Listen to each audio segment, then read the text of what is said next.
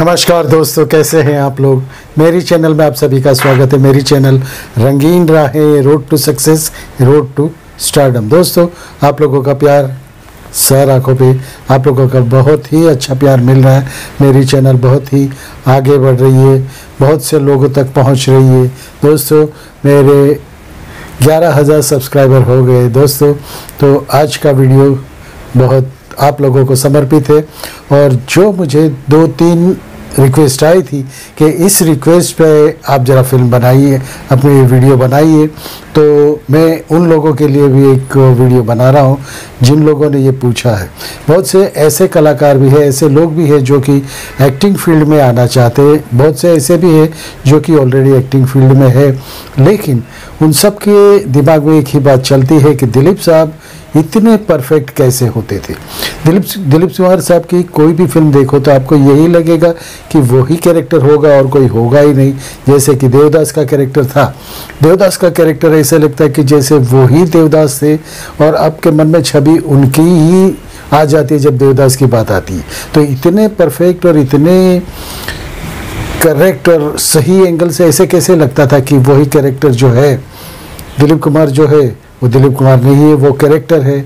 और वो ऐसे कैसे जीते थे हर कैरेक्टर को, उसके बारे में बताइए। कुछ टेक्निक बताइए, या तो दिलीप साहब की जो भी टेक्निक थी वो बताइए हमें, तो हमें आगे चल के बहुत अच्छा फ़ायदा होगा और हम लोग सटीक और बहुत लंबे अरसे तक चल पाएंगे। तो दोस्तों, आप लोगों के लिए समर्पित है ये आज का वीडियो। फिल्म और एक्टिंग के बारे में मैं बताऊँगा। दोस्तों, आज का वीडियो शुरू करते हैं दिलीप साहब की याद में। दिलीप साहब ने जो कुछ किताब में लिखा था, जो कुछ अपनी बायोग्राफी में लिखा था, जो कुछ उन्होंने इंटरव्यू में कहा था, वो सब के बारे में मैं आपको बताऊंगा। और उससे आपको पता चल जाएगा कि वो इतने परफेक्ट कैसे होते थे। हर शॉट, हर फिल्म, हर कैरेक्टर को वो ऐसे जीते थे जैसे कि वो खुद ही वो कैरेक्टर है।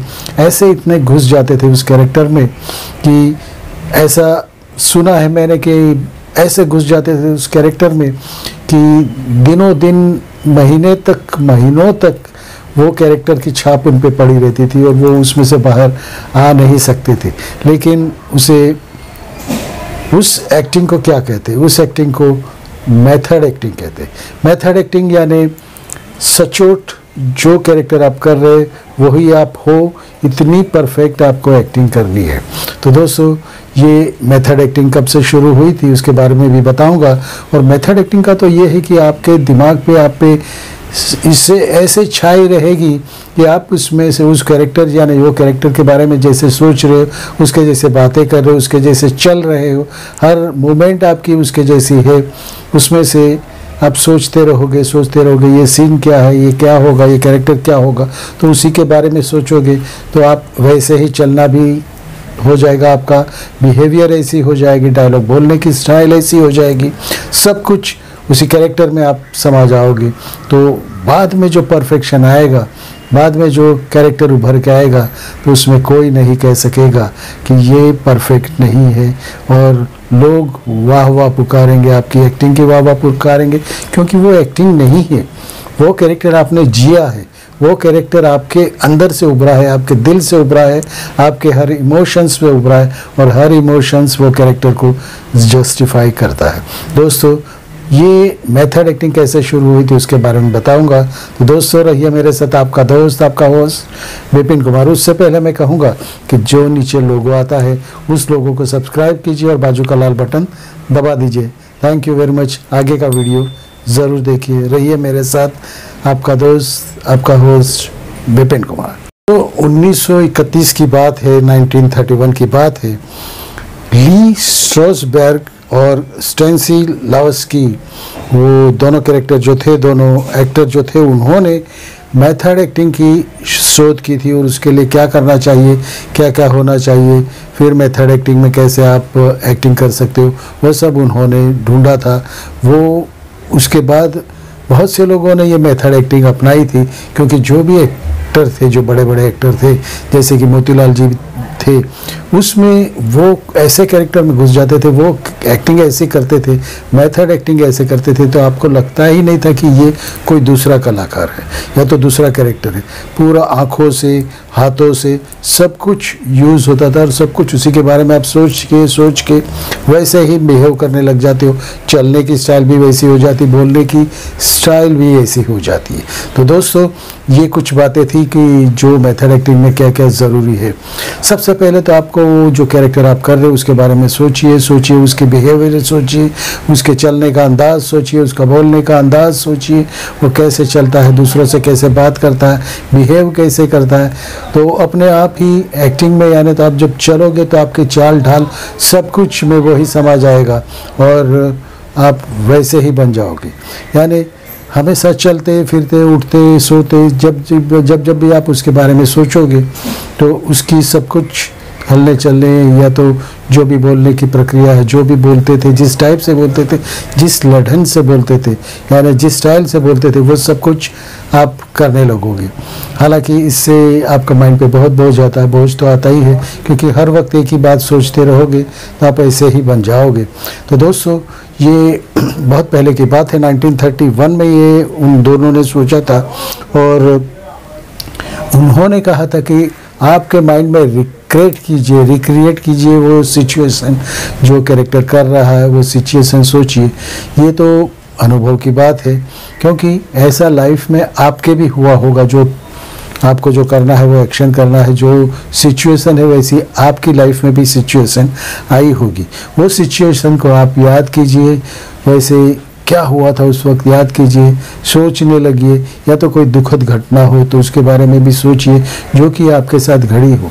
जब तक आपके यहाँ नहीं होगा तो चेहरे पे वो आएगा नहीं, एक्सप्रेशन आएगा नहीं।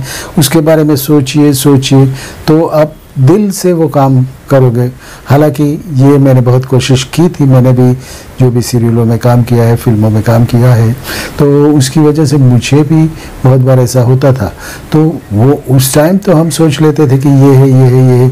जब शूट हो जाता है, पैकअप हो जाता है, उसके बाद उस सिचुएशन से बाहर आना मुश्किल हो जाता था। तो उसकी भी उन लोगों ने ये कुछ सिस्टम बनाई है कि उसके बाद आपको क्या करना चाहिए, तुरंत उस ओरा में से बाहर आना चाहिए। तो कैसे बाहर आ सकते हो वो भी मैं बताऊंगा।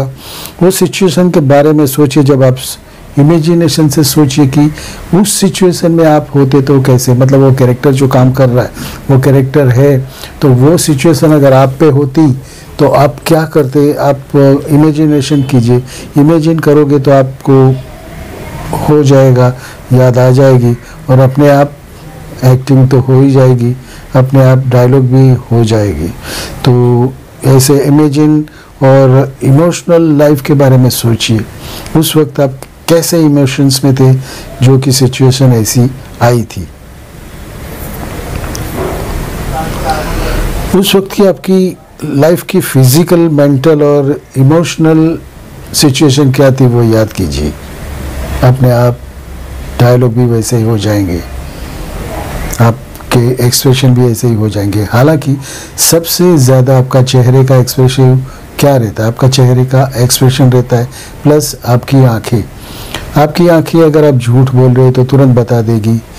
देखिएगा दिलीप साहब की आंखें देखिए, जब कभी कुछ डायलॉग नहीं बोलने का आता है उनको, लेकिन अब उनकी इमोशन से वो आंखों से बात कर जाते थे, आंखों से डायलॉग बोलते भी थे और आंखों से कुछ जवाब देना हो तो वो भी बता देते थे। यानी सबसे एक्सप्रेसिव आपकी आंखें हैं। कैमरा की आंखें और आपकी आंखें कभी झूठ नहीं बोलती, जो दिल में है वो आंखों में दिख ही जाता है। कभी आप झूठ बोलिए तो देखिएगा आपके एक्सप्रेशन कुछ अलग हो जाएंगे, आंखें कुछ अलग कहेगी झूठ बोलोगे तो। यानी सामने वाला अगर आपको जानता है, एक्सप्रेशन समझता है तो तुरंत समझ जाएगा कि ये झूठ बोल रहा है या जो भी है। हालांकि ये तो आपको करना ही है। अपने पुराने अनुभव को याद कीजिए, उस वक्त क्या हुआ था। दिलीप साहब की बहुत सी फिल्में देखिए, दिलीप साहब की फिल्में हैं जैसे कि देवदास है, गंगा जमुना है, मुगले आजम है, शक्ति है, मधुमती है और राम और श्याम है। मुगले आजम में आप देखिएगा जब भी पृथ्वीराज कपूर उनके पिताजी है और दिलीप कुमार साहब उनके बेटे हैं और वो मधुबाला के साथ प्यार करते, कनीज के साथ प्यार करते हैं। ये तो राजा है, राजा और कनीज की प्यार की कहानी थी मुग़ल आज़म। उस वक्त देखिए जब वो पृथ्वीराज जी कहते कि तुम एक कनीज के साथ कैसे इतने नज़दीक जा सकते हो, उससे प्यार कैसे कर सकते हो, जो अपनी आवाज़ ऋषि राज कपूर जी के फादर यानी कि पृथ्वीराज कपूर जी की आवाज़ तो इतनी एक्सप्रेसिव थी, क्योंकि वो ड्रामा में काम करते थे, उन्हें मालूम है कि आवाज़ से सब कुछ बताया जा सकता है। तो आवाज़ ही आपका एक्सप्रेशन, अंत वाले जो बैठे हैं, क्योंकि स्टेज पे तो ऐसे ही देखता है, स्टेज पे जो अंत वाले जो देखने वाले हैं वहाँ तक आपकी आवाज़ पहुँचनी चाहिए, क्योंकि उतने दूर से वो आपके एक्सप्रेशन नहीं जान पाएगी। तो आवाज़ से स्टिमुलेट करके, आवाज़ से आप अपने डायलॉग्स बोलिएगा तो सामने वाले तक पहुँच जाएंगे। तो पृथ्वीराज कपूर की जी भारी भरकम आवाज़ थी कि बेटे एक कनीज़ के साथ तुम प्यार कैसे कर सकते हो, मैं तुम्हें बेदखल कर दूंगा, अपने शहंशाहियत से मैं तुम्हें बेदखल कर दूंगा और तुम्हें बेदखल करके निकाल दूंगा, देश निकाला दे दूंगा, ये सब बोलते। लेकिन दिलीप साहब का मैं एक शॉट दिखाऊंगा, देखिएगा। वो सिर्फ आंखों से कहते हैं कि प्यार किया तो डरना क्या, जो गाना है उस गाने में भी आप देखेंगे कि दिलीप साहब ने तो डांस नहीं किया, डांस मधुबाला जी करती थी। मधुबाला ने तो अपनी बात बता दी, दिलीप साहब भी अपनी उसके साथ में साक्षी यानी कि हाँ बोलना है तो कैसे, और वो ऐसे आंखों से देखते हैं कि पृथ्वीराज कपूर को बताते हैं, ऐसा पूछ रहे कि आप कैसे रोक सकोगे मुझे, मैं प्यार, इनका प्यार मेरे लिए कितना मजबूत है और मैं भी उनको उतना ही प्यार करता हूँ, सिर्फ आंखों से कह दिया था। दिलीप साहब की आवाज़ बहुत एक्सप्रेसिव थी, हालांकि उनको डायलॉग नहीं था। पृथ्वीराज ने जब बोला उसके बाद सिर्फ उनको लुक देना था। ये शॉट ज़रूर देखिएगा, मैं आपको पीछे दिखा रहा हूँ। तो दोस्तों ये होती है एक्टिंग, ये होती है ये मेथड एक्टिंग। मेथड एक्टिंग की खोज उसके बाद बहुत चली। मेथड एक्टिंग मोतीलाल जी भी करते थे। मोतीलाल जी या तो जो भी बड़े बड़े स्टार थे उन्होंने मेथड एक्टिंग का सहारा लिए थे। लेकिन उस वक्त क्या होता था, मेथड एक्टिंग तो आप कर लेते थे, लेकिन वही बात आपके दिलों में घूमती रहती थी, आपके दिलो दिमाग में छप जाती थी और उस एटमॉस्फेयर में आप पहुंच जाते थे, उसमें से आप निकल नहीं पाते थे, क्योंकि बहुत सालों तक कि इसका कोई किसी ने रास्ता नहीं निकाला था कि उस एक्टिंग तो कर ली, लेकिन उसके बाद बाहर कैसे आना है, उस सिचुएशन से बाहर कैसे आना। तो उसके लिए कुछ 2-3 रास्ते निकाले गए थे कि उसके बाद आप तुरंत वो जगह से जहाँ पे शूट हो रहा है वहाँ से आप बाहर चले जाइए, दूसरे वातावरण में चले जाइए, अपने दोस्तों के साथ बात कीजिए, गाने सुनिए, एक्सप्रेस वो बातें भूल जाइए, कुछ दूसरी बातें सोचिए, थोड़ा घूमिए टहलिए और इस बात को दिल में से निकाल दीजिए, तभी आपके दिल में से ये बात निकल जाएगी और दूसरी सिचुएशन के लिए आप तैयार हो जाओगे। दोस्तों ये उस वक्त होता था, लेकिन दिलीप साहब के टाइम पे उस वक्त किसी ने ऐसा ढूंढा नहीं था। तो इसीलिए दिलीप साहब एक बहुत कम फिल्में की थी, लेकिन बहुत कम फिल्में जो भी की थी उस फिल्म में उन्होंने अपनी छाप छोड़ी थी और वो कैरेक्टर जिंदा कर गए थे। देवदास का कैरेक्टर देख लीजिए और फिर बहुत से कैरेक्टर आप देख लीजिए, मधुमती का कैरेक्टर देख लीजिए, राम श्याम का कैरेक्टर, राम और श्याम का कैरेक्टर देख लीजिए। उसमें दोनों जो डबल रोल जो उन्होंने किया था, राम का भी कैरेक्टर देखिए, श्याम का भी कैरेक्टर देखिए, दोनों एक दूसरे से विपरीत, एक दूसरे से अलग, और कहीं भी झलक उसकी एक दूसरे कैरेक्टर पे नहीं पड़ती। तो उसके लिए उन्होंने ऐसे लोगों ने तो उनको तो तमगा दे ही दिया था ट्रेजेडी किंग, क्योंकि ट्रेजेडी की जो ऊपर की ऊंचाइयों तक ये जाते थे और उसके बाद आपको लगता था कि आप ही वो कैरेक्टर हो और दिलीप साहब जो कर रहे वो सही कैरेक्टर है। वो ट्रेजेडी दिल को छू जाती, दिल के आर पार हो जाती थी। दिल के आर पार होने के बाद दिलीप साहब को कितना असर होता होगा ये एक्सप्रेशन दिखाने में, क्योंकि वो उसके बाद 2-2, 3-3 महीने तक उसी बातों में लगे रहते थे, उसी विचारों में खोए रहते थे। तो डॉक्टर ने उनको कह दिया था कि आप इतनी ट्रेजेडी फिल्में जो करते हो वो मत कीजिए, थोड़ी कुछ कॉमेडी फिल्में कीजिए, उस लीक से थोड़ा हटिए, कॉमेडी फिल्म कीजिए, हंसने हंसाने वाली फिल्म कीजिए, ट्रेजेडी फिल्म नहीं कीजिए। ये उसके लिए वो लंदन भी गए थे, लंदन में डॉक्टरों के पास गए थे, डॉक्टरों ने भी यही सलाह दी थी 2-3 महीने आराम कीजिए और ट्रैक बदल दीजिए, आप ट्रेजेडी का ट्रैक बदलिए, क्योंकि आप पे ये असर करेगा, आपकी बॉडी पे असर करेगा, आपके स्वास्थ्य पे असर करेगा। तो दिलीप साहब ने फिल्में बाद में बहुत सी फिल्में, कॉमेडी फिल्में भी की थी, और उनकी कॉमेडी फिल्में गोपी और बहुत सी कॉमेडी फिल्में उन्होंने की थी। उस जोनरा कहते, उस जोनरा में से निकलने के लिए।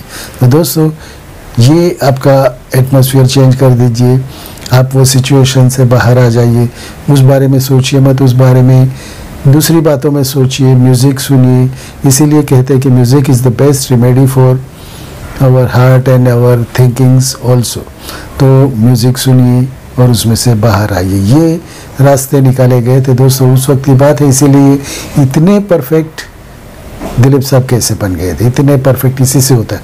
आप अगर नए हो, तो अगर आप एक्टिंग के फील्ड में आना चाहते हो, तो अपनी एक्टिंग को परफेक्ट बनाना चाहते हो, तो ऐसे ही कीजिए, उसी बारे में सोचिए, उसी सिचुएशन के बारे में सोचिए, चलते उठते बैठते सोते सब जगह बात उसी के बारे में सोचिए।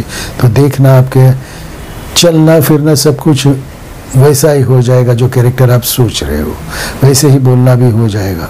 तो दोस्तों, ये कुछ बातें थी, गाइड तो नहीं कह सकता, लेकिन कुछ मैंने जो मुझे मालूम था वो सब बताया है।